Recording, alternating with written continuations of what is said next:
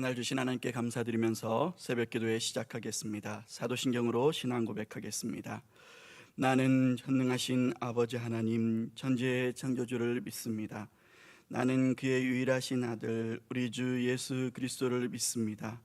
그는 성령으로 잉태되어 동정녀 마리아에게서 나시고 본디오 빌라도에게 고난을 받아 십자가에 못 박혀 죽으시고 장사된 지 사흘 만에 죽은 자 가운데서 다시 살아나셨으며 하늘에 오르시어 전능하신 아버지 하나님 우편에 앉아 계시다가 거기로부터 살아있는 자와 죽은 자를 심판하러 오십니다.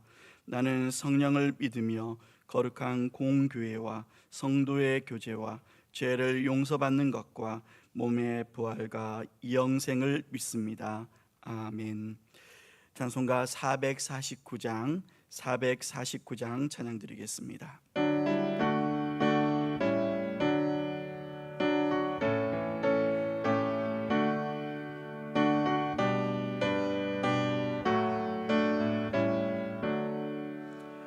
예수 따라가며 복음 순종하며 우리 행할 길 원하겠네. 주를 의지하며 순종하는 자를 주가 늘 함께 하시리라.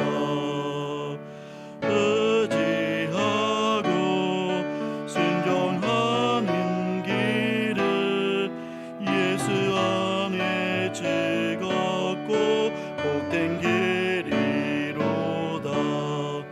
예를 당하거나 우리 고생할 때 주가 위로해 주시겠네. 주를 의지하며 순종하는 자를 주가 안위해 주시리라. 의지하고 순종하는 길을 예수 안에 즐겁고 복된 길이로다. 남의 짐을 지고 슬픔 위로하며 주가 상급을 주시겠네. 주를 의지하며 순종하는 자를 항상 복 내려 주시리라. 의지하고 순종하는 길을 예수 안에 즐겁고 복된 길이로다. 우리 받은 것을 주께 더 드리며 우리 기쁨이 넘치겠네. 주를 의지하며 순종하는 자를 은혜 풍성케 하시리라. 의지하고 순종하는 길을 예수 안에 즐겁고 복된 길이로다. 주를 힘입어서 말씀 잘 배우고 주를 모시고 살아가세. 주를 의지하며 항상 순종하며 주가 사랑해 주시리라. 의지하고 순종하는 길을 예수 안에 즐겁고 복된 길이로다. 아멘.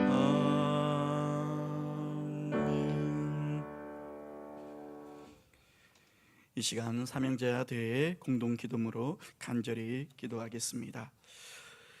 우리를 삼형제로 불러주신 하나님, 교회를 위하여 기도하오니 서울 교회가 복음 안에서 날마다 새로워지게 하시고 성령의 인도하심을 따라 새 시대를 열어가며 서로 사랑하고 섬기고 복음의 사명을 감당하는 공동체 되게 하소서.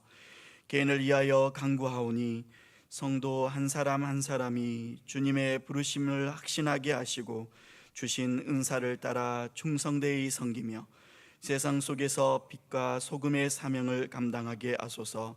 가정을 위하여 구하오니 우리 가정이 십자가 복음 위에 굳게 세워지게 하시고 하나님의 사랑과 은혜가 충만한 믿음의 가정 되게 하시며 하나님의 살아계심을 나타나게 하소서.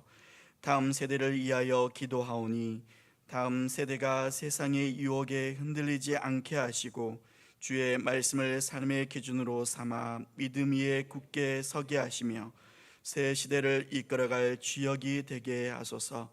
선교를 위하여 간구하오니 세계 곳곳에 파송된 선교사들의 사역과 가정을 붙들어 주시고 복음의 씨앗이 뿌려진 곳마다 교회가 세워지며 하나님의 나라가 확장되게 하소서. 나라와 세계를 위하여 구하오니 이 나라를 하나님의 공의와 자비로 세워주시고 열방을 섬기는 제사장 나라 되게 하시며 전쟁과 질병으로 신음하는 지구촌 곳곳마다 주님의 평화와 회복이 임하게 하소서. 우리에게 사명을 주시고 주님의 영광을 위하여 성취케 하시는 우리 주 예수 그리스도의 이름으로 기도합니다. 아멘. 이 시간 첫째 날 기도 제목인 교회를 위해 다시 한번 기도하겠습니다. 주님, 서울교회가 복음 안에서 날마다 새로워지게 하시고 성령의 인도하심을 따라 새 시대를 열어가며 서로 사랑으로 섬기고 복음의 사명을 감당하는 공동체 되게 하소서. 세우신 이 목사님 영육을 강건케 하시고 성령의 능력으로 사명 완수케 하옵소서. 또 제4대 이임 목사님 청빙이 오직 주님의 뜻 안에서 순적하게 이루어지게 인도하여 주옵소서. 더불어 한우들과 삶의 어려움을 겪는 성도들에게 주님의 치유와 회복의 은혜를 부어 주옵소서. 우리 이러한 기도의 제목들을 가지고 간절하게 기도하겠습니다. 사랑과 충만하신 하나님, 하나님의 빛값지고 사신 주님의 몸된 서울교회 하나님 기억하여 주시옵소서.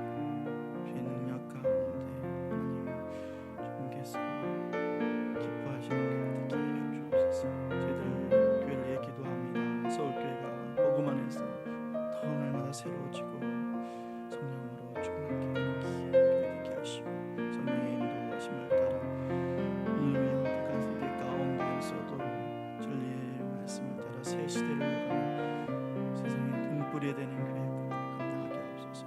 하나님의 풍성한 사랑으로 서로 섬기고 삶을 감당하는 공동체 되게 하여 주옵소서. 세우신 영성령을 늘 강건케 하여 주시고 말씀과 이름에서 성령의 능력으로 귀한 사명 안수하실 수 있도록 인도하여 주옵소서.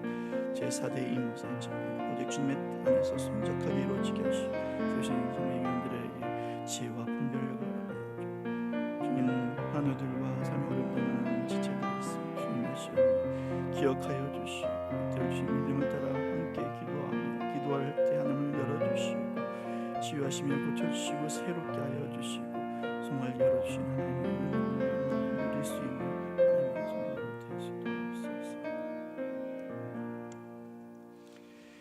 사랑과 긍휼이 풍성하신 하나님, 이 새벽 우리를 주님의 은혜 앞에 불러주시니 감사합니다.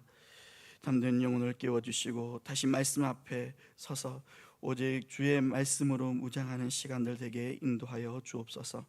무엇보다도 주님의 몸된 서울교회가 말씀과 기도 위에 더욱 굳건하게 세워지게 하시고 성령의 충만한 가운데 주의 역사가 날마다 일어나는 공동체 되게 하여 주옵소서. 주님, 우리가 가는 모든 길에서 항상 성령의 인도하심을 따르게 하시고 새 시대를 여는 믿음의 공동체를 채로 저희를 세워 주시옵소서. 서로를 향한 사랑을 회복하게 하시며 말이 아닌 섬김으로 복음을 힘있게 증거하게 하여 주옵소서. 세우신 이 목사님 영육을 붙들어 주시고 성령의 능력으로 맡기신 사명 능히 감당할 수 있도록 인도하여 주옵소서. 제4대 이 목사 청빙이 오직 하나님의 은혜 가운데 순적하게 이루어지게 하여 주시고 세우신 청빙 위원들에게 지혜와 분별력을 더하여 주시옵소서. 주님, 병중에 있는 한우들과 삶의 무게로 지친 성도들을 기억하여 주시고 권능의 손길로 치유와 회복의 은혜를 부어 주시옵소서. 주의 이름으로 올려드린 모든 기도의 제목마다 기쁘게 연락하여 주시고 선하신 뜻 안에서 응답하여 주옵소서. 예수님의 이름으로 기도합니다. 아멘. 하나님께서 우리에게 주시는 말씀은 스가랴 4장 말씀입니다.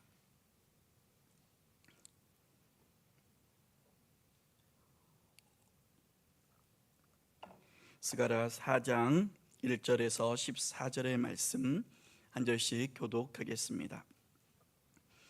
내게 말하던 천사가 다시 와서 나를 깨우니 마치 자는 사람이 잠에서 깨어난 것 같더라.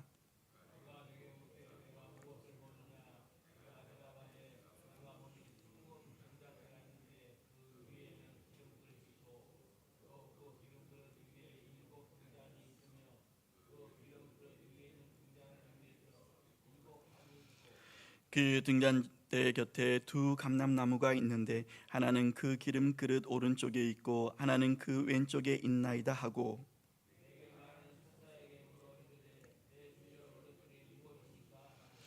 내게 말하는 천사가 대답하여 이르되 내가 이것들이 무엇인지 알지 못하느냐 하므로 내가 대답하되 내 주여 내가 알지 못하나이다 하니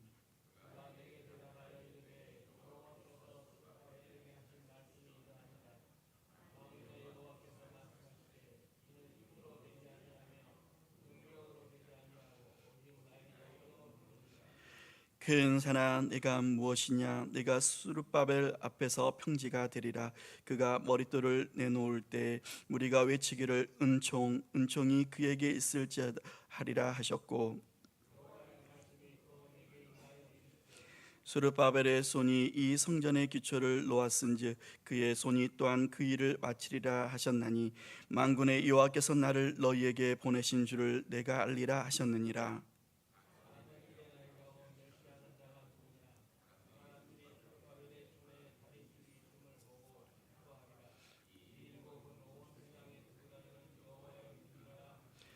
내가 그에게 물어 이르되 등잔대 좌우에 두 감람나무는 무슨 뜻이니까 하고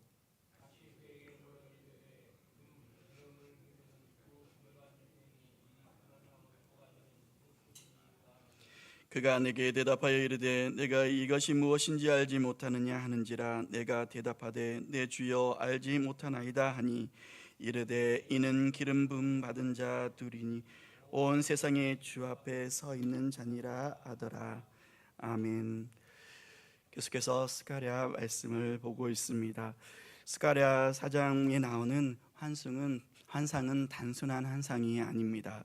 절망의 시대 한가운데에서 하나님께서 친히 들려주신 회복과 격려의 말씀일 뿐만 아니라 무너진 현실 속에서 다시 시작하라는 분명한 명령이기도 합니다. 이 환상은 스가랴가 본 8가지 환상 중 5번째 환상입니다. 앞선 환상들과 더불어 하나님께서 포로 귀환 이후의 백성들에게 회복의 비전을 순차적으로 보여주신 맥락 안에 있습니다. 포로 생활을 마치고 돌아온 유다 백성은 오랜 기다림 끝에 고국 땅을 밟았지만 현실은 기대와 너무도 달랐습니다. 성전은 무너졌고 예루살렘 성은 여전히 폐허였습니다. 주변 민족들의 방해, 또 생계의 어려움, 자원의 부족은 백성들을 지치게 했고 하나님의 임재조차 느껴지지 않는 영적 공허감이 깊어졌습니다. 우리는 정말 다시 회복할 수 있을까? 이런 질문 속에서 하나님은 두 사람 수르바벨과 여호수아를 부르십니다. 그러나 그들 역시 현실 앞에서 무기력함을 경험했습니다. 인간의 힘만으로는 이 사명을 감당할 수 없었습니다. 그때 하나님께서 스가랴에게 환상을 보여주십니다. 금 등잔대와 두 감람나무, 그리고 감람나무에서 흘러나오는 기름으로 꺼지지 않는 등불.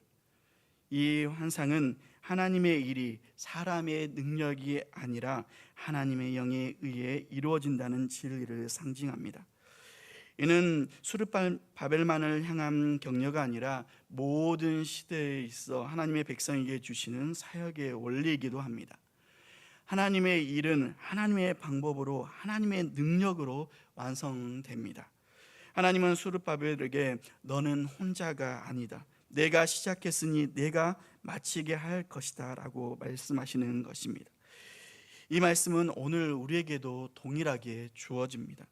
하나님의 뜻을 따라 시작했지만 현실 앞에 멈춰선 경험이 우리 모두에게 있을 것입니다. 순종했지만 길이 막힌 적도 있고, 또 시간이 흐를수록 낙심한 일들이 있을 수 있습니다. 그럴 때 하나님은 말씀하십니다. 너의 힘으로 하려 들지 마라. 내가 너를 통해 일하고 있다. 내가 시작했으니 내가 반드시 마치게 할 것이다.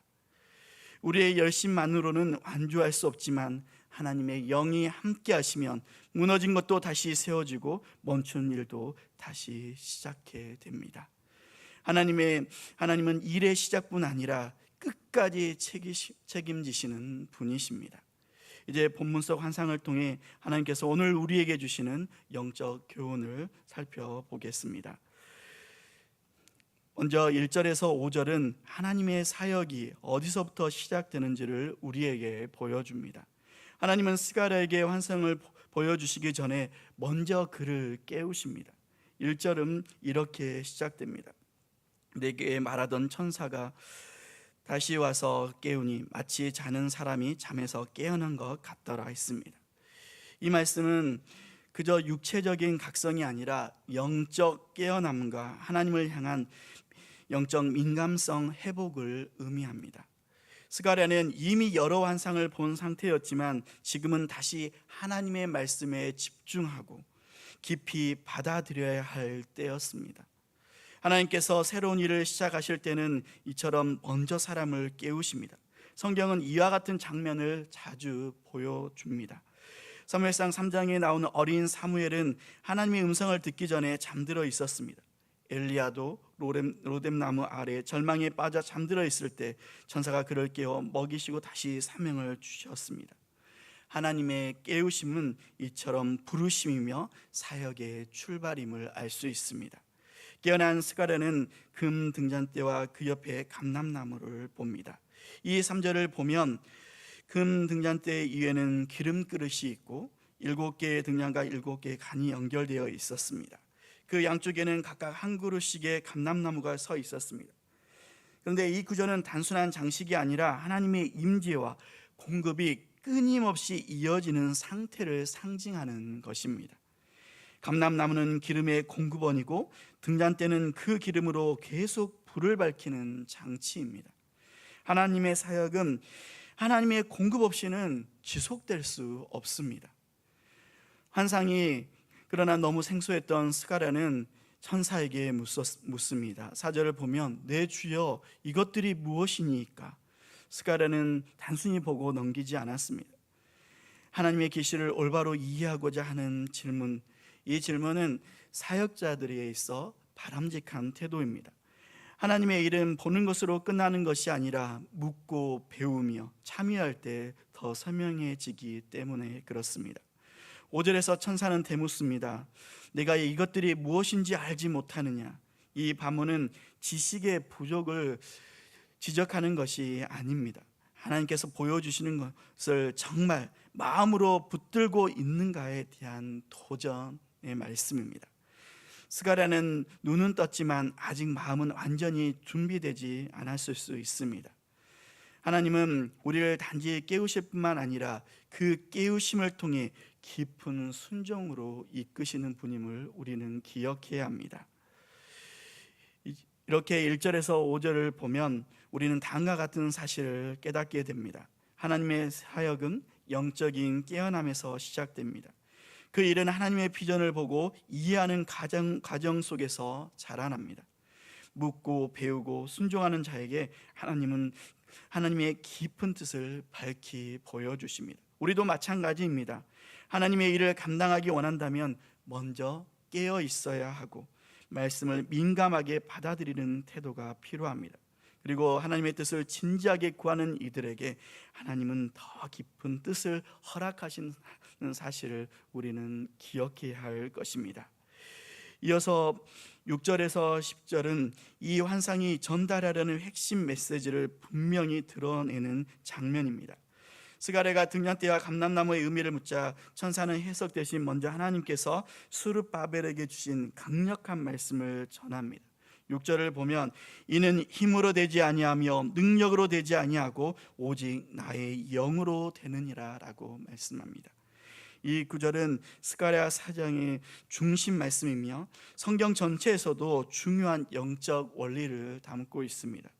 하나님의 사역은 인간의 힘이나 세상의 어떤 자원으로 이루어지는 것이 아닙니다. 오직 하나님의 영, 성령의 능력으로만 완성된다는 선언입니다. 스룹바벨은 성전 재건이라는 중대한 사명을 맡았지만 현실은 고난으로 가득했습니다. 성전 기초는 놓였지만 공사는 중단되었고 외부의 방해와 내부의 절망이 사역을 멈추게 했습니다. 그런 가운데 하나님은 스룹바벨에게 말씀하신 것입니다. 너의 힘만으로는 불가능하다. 내 영이 너와 함께 할 때 모든 장애물을 넉넉히 극복할 수 있을 것이다. 사도 바울도 이 진리를 경험했습니다. 고린도후서 12장 9절을 보면 바울은 내 은혜가 내게 족하도다. 이는 내 능력이 약한 데서 온전하여짐이라 라고 이렇게 고백하기도 했습니다. 우리가 약할 때 하나님의 능력이 가장 선명하게 분명하게 드러납니다. 또 우리의 한계가 하나님의 새 역사의 장, 새 역사의 공간이 됩니다. 7절은 이렇게 말합니다. 큰 산아 내가 무엇이냐, 네가 스룹바벨 앞에서 평지가 되리라. 여기에서 큰 산은 성전 재건을 가로막는 모든 장애물, 현실의 어려움과 반대를 가리킬 것입니다. 사람 눈에는 결코 넘지 못할 벽이지만 하나님 앞에서는 순식간에 평지가 됩니다. 이어서 9절은 하나님의 확신의 말씀이 이제 선언되고 있습니다. 스룹바벨의 손이 이 성전의 기초를 놓았은즉 그의 손이 또한 그 일을 마치리라. 이 말씀은 건축 완성만이 아닙니다. 하나님께서 시작하신 일은 꼭 하나님께서 끝내신다는 확신의 선언입니다. 지연은 있을 수 있지만 하나님의 일에는 결코 실패가 없기 때문에 그렇습니다. 10절은 이제 다음과 같이 말합니다. 작은 일의 날이라고 멸시하는 자가 누구냐? 사람들은 초라한 시작을 보고 비웃었을지도 모릅니다. 그러나 하나님은 작은 기초도 귀하게 여기시며 기뻐하십니다. 예수님도 마태복음 13장에 나오는 겨자씨 비유를 통해서 가장 작은 것이 하나님 나라의 출발점이 된다는 것을 가르치셨습니다. 작은 시작도 하나님의 영, 성령이 함께 하시면 마침내 그 일을 완성할 뿐만 아니라 큰 결실, 큰 열매로 이어진다고 우리에게 교훈하고 있습니다. 이어 끝으로 11절에서 14절은 환상의 의미를 해석하는 부분입니다. 스가랴는 등잔대와 감람나무를 보며 두 번째 질문을 합니다. 11절에 이렇게 묻습니다. 등잔대 좌우의 두 감람나무는 무슨 뜻입니까? 이 질문은 하나님의 계시는 단번에 완전히 드러나지 않음을 보여줍니다. 믿음의 사람은 계속 묻고 배우며 하나님의 뜻을 더 깊이 알아가야만 합니다. 12절에서도 스가랴가 다시 묻습니다. 감람나무들이 금강 옆에 기름을 흘려 보내는 것을 보고 이것들이 무엇입니까? 라고 묻고 있습니다. 금 기름을 흘리다, 이 표현은 순수하고 귀한 기름, 성령의 거룩함과 충만함을 상징합니다. 여러분, 등불이 꺼지면 기름이 없기 때문에 그렇듯이 하나님의 사역도 성령님의 공급하심 없이는 지속될 수가 없습니다. 하지만 스가랴는 여전히 하나님의 뜻을 완전히 알지 못하고 있었습니다. 하나님의 일하심을 보지만 그 깊이는 아직 모호했기 때문입니다. 그럴 때 필요한 건 조급한 해석이 아니라 겸손히 하나님 앞에 묻고 기다리는 태도입니다. 14절에서 천사는 마침내 이렇게 해석합니다. 이는 기름 부음 받은 자 둘이니 온 세상의 주 앞에 서 있는 자니라라고 합니다. 이 한 구절이 11절에서 14절의 핵심 말씀입니다. 두 감람나무는 하나님께서 특별히 기름 부으신 사람들, 하나님의 사역을 감당하도록 세우신 인물들을 가리킵니다. 많은 주석가들은 이 두 사람을 수르바벨과 여호수아로 봅니다. 이들은 각기 다른 역할을 하지만 하나님의 사역을 함께 이루어 갔습니다. 하나님은 지금도 기름 부음 받은 자들을 통해 일을 지속하십니다. 이들은 자신의 능력이 아니라 하나님의 공급으로 사명을 감당합니다. 감람나무의 기름이 등량대로 흘러들어가 등불을 밝히듯 하나님의 영은 그의 사람을 통해 세상에 빛을 비추십니다. 오늘 이러한 원리는 오늘날에도 동일하게 이루어집니다. 하나님은 지금도 사람을 통해 하나님의 역사를 이루어 가십니다. 수르바벨과 여호수아처럼 하나님께서 기름 부으신 자들을 통해 복음은 전파되고 하나님의 나라는 확장되고 또 확장되어 갑니다. 이 말씀은 모든 성도에게 주시는 도전의 메시지이기도 합니다. 베드로전서 2장 9절이 말씀하고 있듯 우리는 왕 같은 제사장입니다. 하나님의 백성 모두가 기름 부음 받은 자로서 세상 속에서 빛을 비추는 책임을 지고 있습니다.